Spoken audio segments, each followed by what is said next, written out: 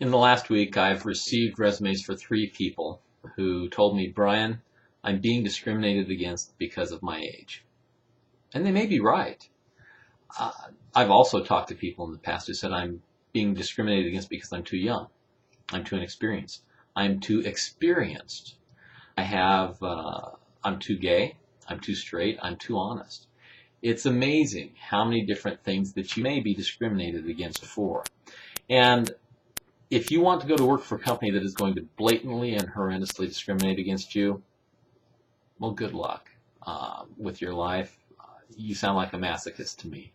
But if you want to go to work for a company that is discriminating against you and they don't know it, that it hasn't gotten through their brains that they're discriminating, let's talk.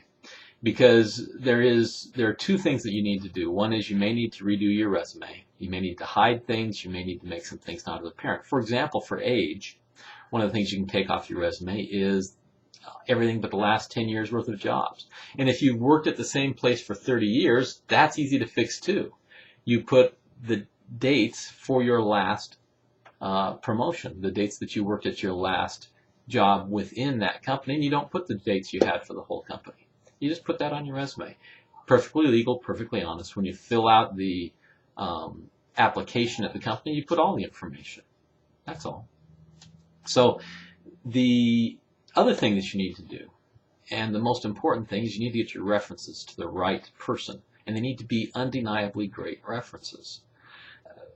There's an old saying, even a fox can get a job guarding a hen house if he has good enough references. So what you need to do is to figure out how to get those right to the president or the CEO or the hiring manager or the person who's above the hiring manager that you want. Have someone call them up who says, this guy's great.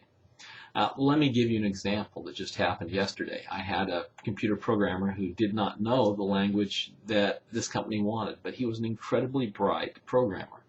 And he is one of those guys who picks things up instantly and will be a big asset to the company. I got hold of the president of the company and said, you've got to talk to him. Here's why. The president said, okay, I'll do that. Talked to him, said, now I'm going to have you talk to my head of programming. The head of programming talked to him and said, I think he can learn this in 2 weeks. There's not going to be a problem for him. So this programmer starts Monday on his new job, a job he was not qualified for, a job where human resources would have kept him out, would have never let him get close. But he's starting on Monday. That's because he got references to the president of the company that were undeniably good.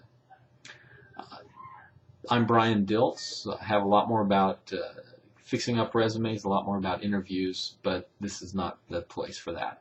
My websites are diltz.us and howtoreallygetagreatjob.com. We'll catch you later.